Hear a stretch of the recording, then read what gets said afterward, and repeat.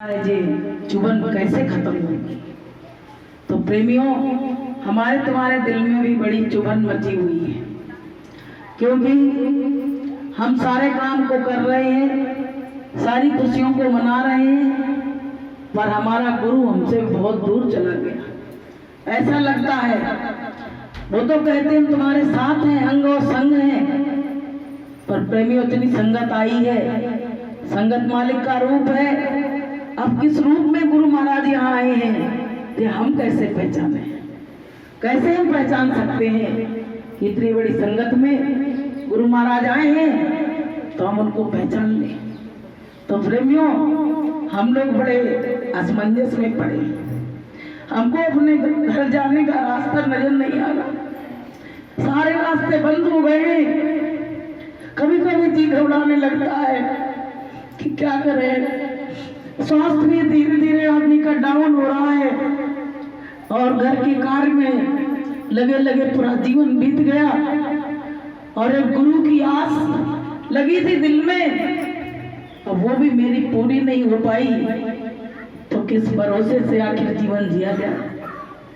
तो प्रेमियों, जिस सत्संग हमको याद दिलाता है कि हमारा गुरु है और हमारा गुरु समर्थ है, और मेरा गुरु जरूर आएगा, ये सत्संग हमको इस बात की याद दिलाता है। अगर सत्संग भी खत्म हो जाते, गुरु चर्चा खत्म हो जाती, तो प्रेमियों आज हम अपने गुरु की याद भूल गए होते, आज हम अपने गुरु को बिल्कुल नाम निशान मिट जाता, सब तरह से भूल चुके होते। इतनी याद दिलाने के बाद तो याद नहीं रह जाती है, और अगर सत्संग भी बंद हो गए होते तो हमको कुछ भी याद नहीं रहता। तो प्रेमियों, हमको सबको दिन रात मन में बहुत बेचैनी होनी चाहिए। सबको खाओ पियो, घर का काम करो। गुरु महाराज कहते थे, बच्चों घर गृहस्थी में रहना, कभी गृहस्थी को छोड़ के भगना नहीं। अगर गृहस्थी को छोड़ के तुम भग गए तो तुम कायर कहे जाओगे।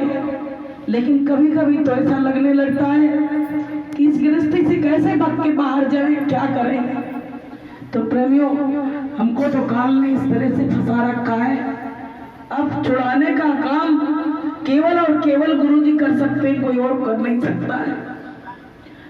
क्योंकि दिन प्रतिदिन शरीर घटता जा रहा है। मीरा ने कहा था कि दिन दिन घटत शरीर, याद मोहे गुरु की आवे।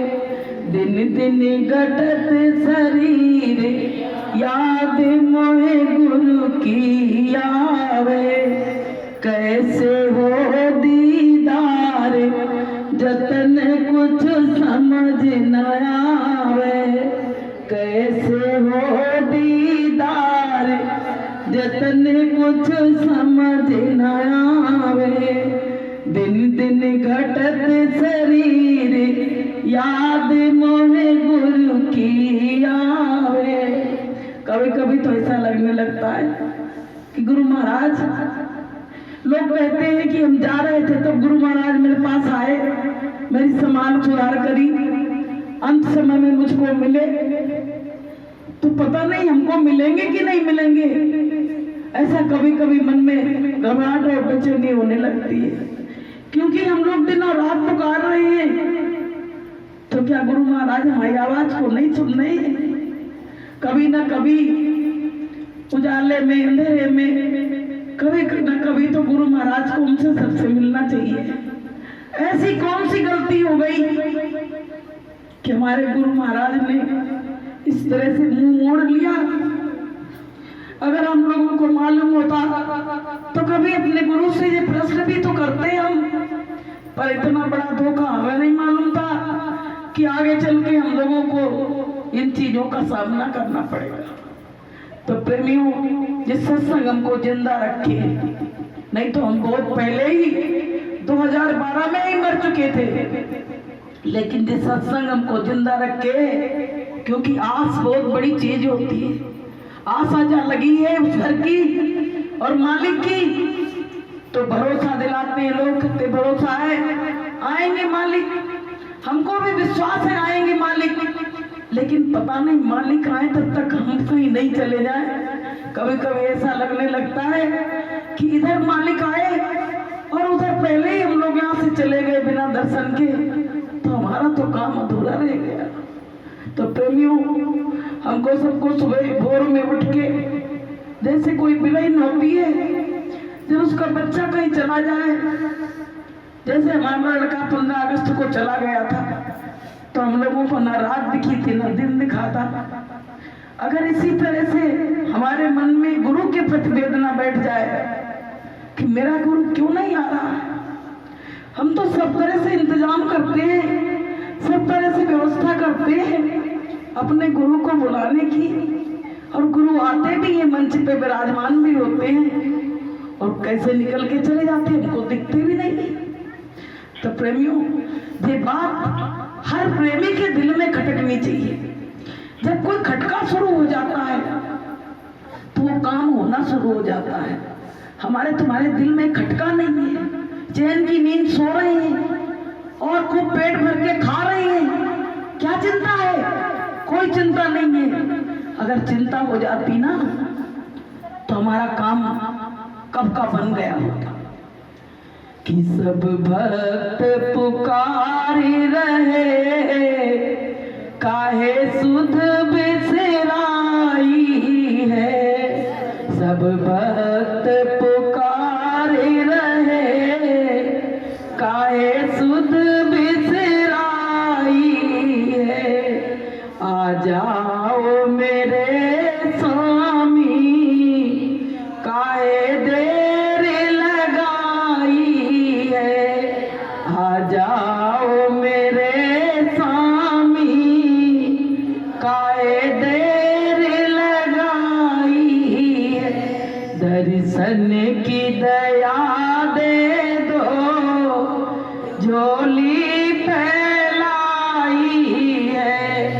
दर्शन की दया दे दो, झोली फैलाई है। सब भक्त पुकारी रहे, काहे सुध बिसराई है। आ जाओ मेरे मालिक, काहे देर लगाई। इस तरह गुरु महाराज से एक और मालिक आ जाओ, कैसे भी आ जाओ। सब प्रेमी बेकरार हैं, सुबह सुबह उठ के बेचारे 3-3 बजे रात से उठते हैं कि रैली में जाने से हमारे मालिक हमको मिलेंगे, सत्संग में जाने से हमारे मालिक हमको मिलेंगे, दर्शन दीदार होगा। इतने दिनों की बातें मेरे दिल में छुपी हैं, जब मेरा मालिक मिलेगा तो मैं बताऊंगी, और वो मालिक हमको दिखता नहीं है। तो प्रेमियों, मीरा ने इंतजार किया, सबरी ने इंतजार किया, सजोबाई ने इंतजार किया, तो उनके इंतजार पूरे हुए। ऐसे ही प्रेमियों, हम भी अपने गुरु का इंतजार करते। गुरु महाराज के लिए लोग जाने क्या क्या कहते हैं। गुरु महाराज के लिए एक व्यक्ति ने हमसे कहा कि तुम्हारे गुरुदेव तो चले गए, अब काहे कि तुम पूजा करती हो, अब उस पूजा से कुछ नहीं होगा। तो हमने कहा कि सब कुछ कह देना, पर जी मुझसे मत कहना कि तुम्हारे गुरुदेव चले गए। मेरे गुरुजी कहीं नहीं गए हैं, मेरे गुरुजी अपने भक्तों की परीक्षा ले रहे हैं, और हमारे गुरुजी जरूर लौट के आएंगे और हमको दर्शन और दीदार देंगे। तो प्रेमियों, एक प्रार्थना गाई गई थी कि एक नहीं लिखना गुरु से बिछड़ना, और चाहे सारा संसार लिख दे, और लिखने वाले तू के दयाल लिख दे।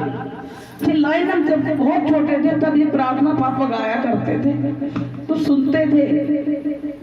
लेकिन आज उस प्रार्थना का हमको एहसास हो रहा है कि ये प्रार्थना ये गुरु के लिए लिखी गई थी कि आगे जिस समय ऐसा आएगा वो भक्त इसके लिए रोएंगे और इन लाइनों को याद करेंगे। गुरु महाराज ने बहुत बहुत बातें कही, और हमने तुमने उनकी सब बातों को भुला दिया। कहा भी गया है कि गुरु बचनों को रखना संभाल के,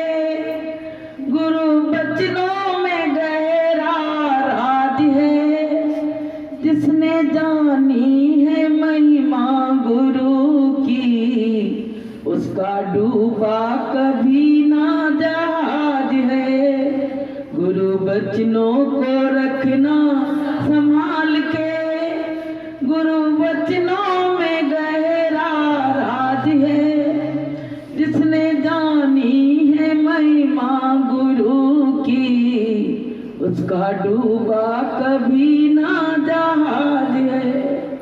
बीज पड़े अंकुर नहीं फूटे, ऐसा कभी नहीं हो सकता।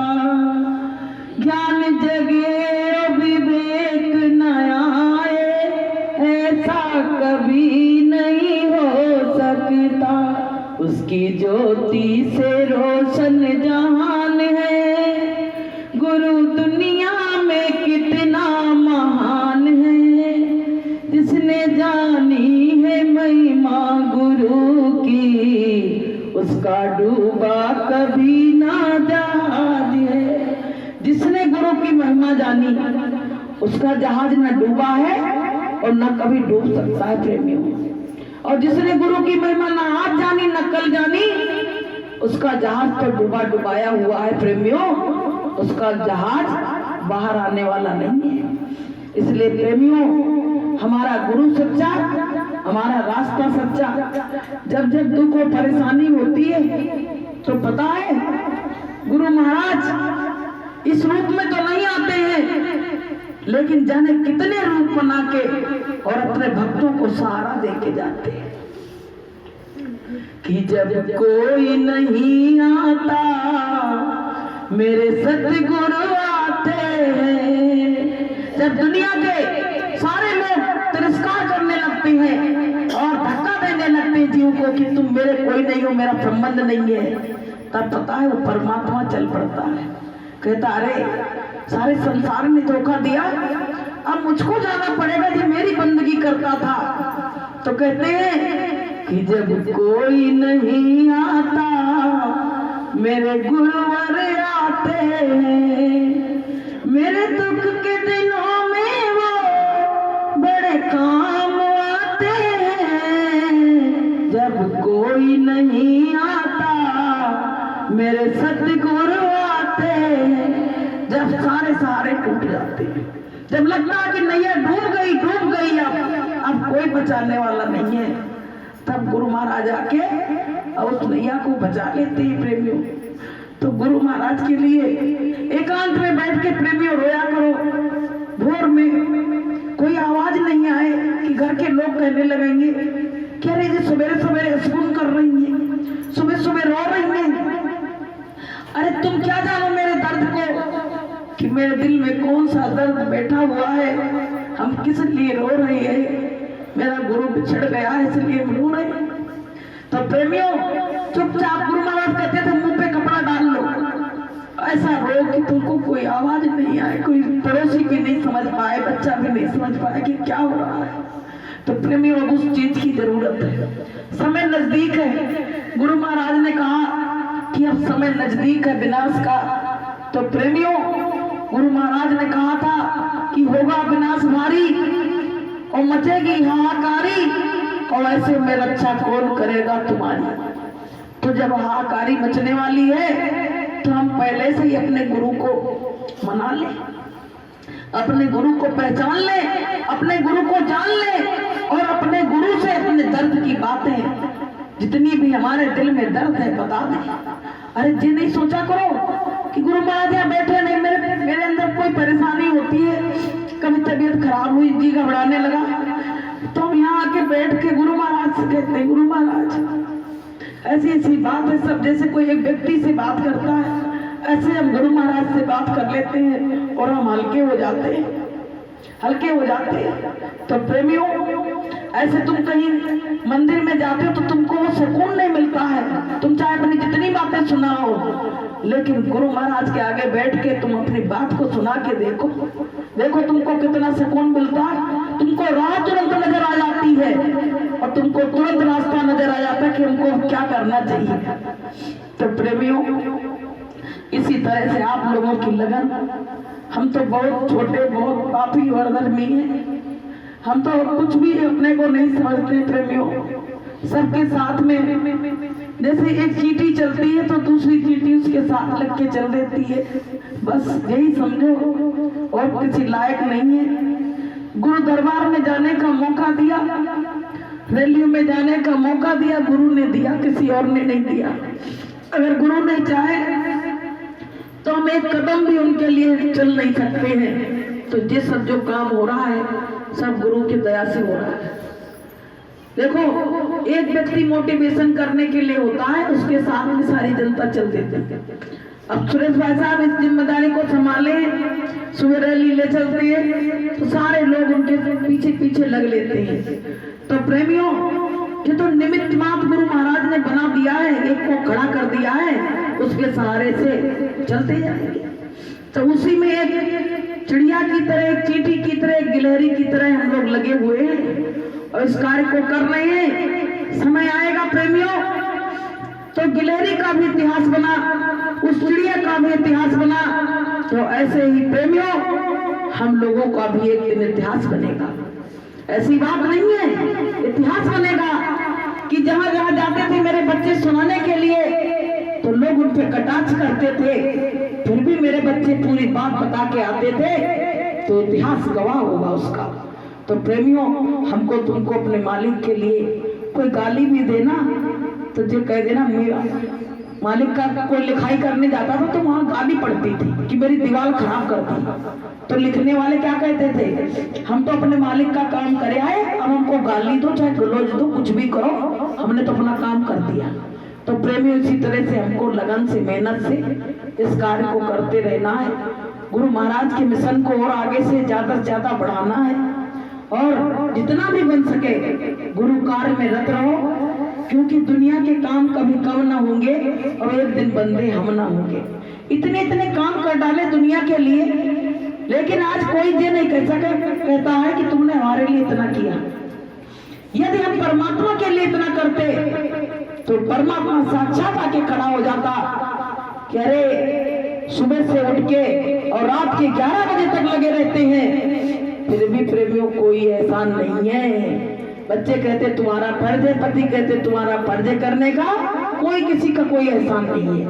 और पति भी करते हैं, सुबह से जाते हैं ड्यूटी, शाम को आते हैं, हम भी उनसे कहते थे आपका फर्ज है। लेकिन एक परमात्मा ऐसा है, अगर उसके लिए तुमने थोड़ा भी किया है तो वो बहुत कुछ समझता है। इसलिए प्रेमियों, अपने समय को निकाल के और मालिक के कार्य में बढ़ चढ़ के भाग लो, जितना भी बन जाए काम करो मालिक के लिए, क्योंकि सांसें जा रही हैं। अब जीवन जाने के बाद जीवन मिलने वाला नहीं है। जैसे हमारी सांसें टूटने लगे और कोई कहे कि अरे वहाँ सत्संग हो रहा है, तो क्या हम जा सकते हैं? बस केवल रोने के सिवाय कुछ और नहीं है, नहीं जा सकते हैं। इसलिए हमारा शरीर जब तक चल रहा है तब तक मालिक का कार्य करो और अपने अपने गुनाहों की माफी दिन और रात मांगो, क्योंकि हमने इतने सारे गुनाह किए हैं कि गुनाहों का ही तो वो है जो आज हमारा मालिक हमसे दिख नहीं रहा है। और पिछले जो किए सो किए और आज भी उन गुनाहों को कर रहे हैं। तो प्रेमियों, अपने को देखो और अपने को सुधारो, किसी को ना देखो ना किसी को सुधारो, क्योंकि हम सुधरेंगे तो जग सुधरेगा। अगर मेरे अंदर की सारी बुराइयां चली जाएंगी तो दूसरे पड़ोसी की भी चली जाएंगी। तो प्रेमियों, इसी के साथ हम अपने वाणी को विराम देंगे। तो बोलिए प्रेम से जय गुरुदेव। प्रेमियों, संगत